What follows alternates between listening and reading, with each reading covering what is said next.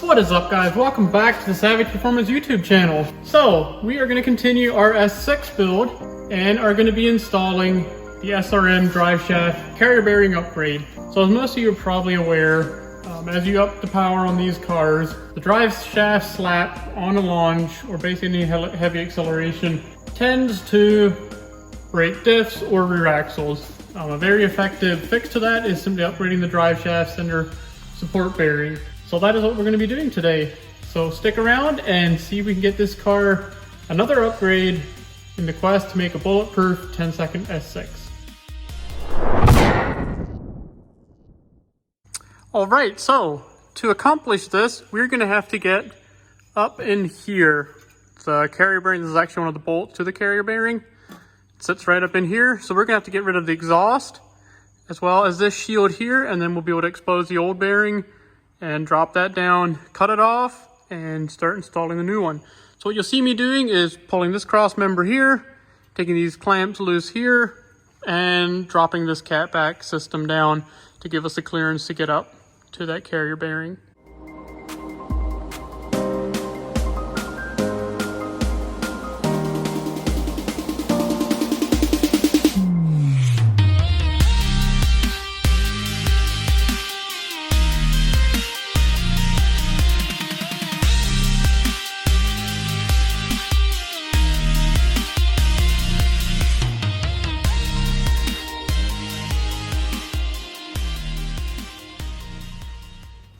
All right, so we have got all the stuff removed that we need to in order to be able to get to the carrier bearing.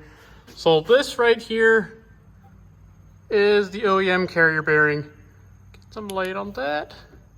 So if you look at that, you can actually see even in the just relaxed state, just a drive shaft sitting in the carrier, it's actually collapsed. It's no longer even centered in the OEM material there. See there? It's tight, and if you look around the top, you can see how much larger the gap gets. So without a lot of effort, that drive shaft moves all over the place. So to fix that issue, we will be installing this piece right here. So this is the SRM unit. There's also another option which I've also used with great success, and that's the, I believe it's JXB or JBX, one or the other. That's actually the brand that I have on my personal car, on my S8, but really I don't think you can go wrong with either. But this is the SRM unit. They're very similar, do the exact same thing. So yeah, so pretty much what this does, you have a much denser material holding your bearing in place, so you have no drive shaft movement. And there is quite a bit of internet talk about vibrations. They did have issues on their earlier versions of this where there was an issue with the design as well that didn't clear downpipes, but aside from that, this was a little bit too dense and made vibrations. On this one here, I have not had issues and currently don't have issues on my personal car either, and I've installed quite a few of them. So for now, let's get to cutting the old one off. Pretty much what we will be doing is taking it loose, spinning it around. I'm going to slit this with the grinder, cut around here with my utility knife, just cut it off, and we'll clean all the remaining rubber off, and then the new one will just clamp right around it. So I'll try to get you set up where you can see, and let's get to work.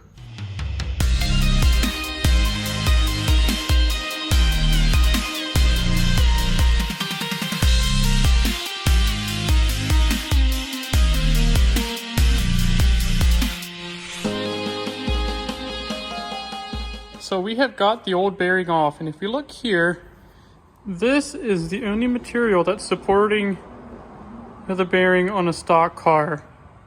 That thin little rubber, U-shaped rubber right there, extremely soft, does, perfect if you're just wanting to cruise down the highway with absolutely no vibration.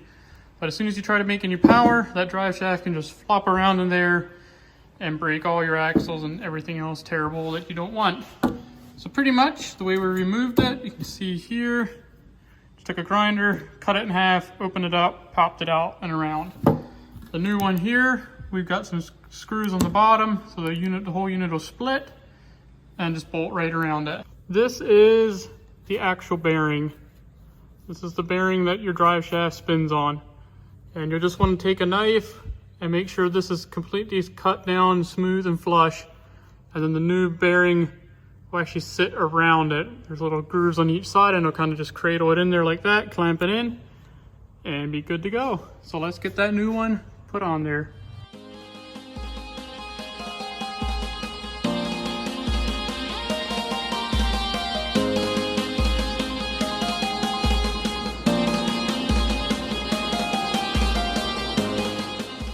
All right, so we have wrapped up the install of this carrier bearing. As you can see, it's very straightforward. Takes probably about an hour and a half or so from start to finish. If you're having to rack up the car just to do it, or if you're doing it in your garage. Very easy job to do. If you have a way to get the exhaust down, that's probably the hardest part if you're by yourself without a lift. But yeah, simply clamp right around the old bearing.